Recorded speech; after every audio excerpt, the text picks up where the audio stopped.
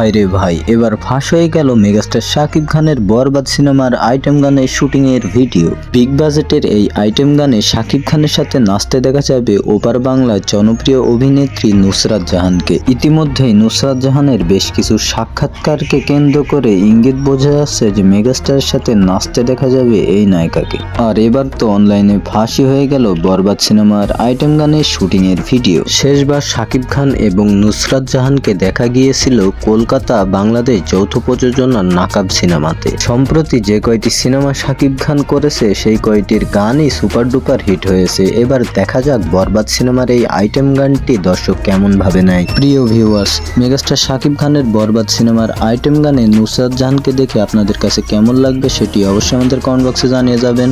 আর নুসরাত জাহান ছাড়া এই আইটেম গানে আর কাকে নিলে ভালো হতো সেটিও জানাতে পারেন।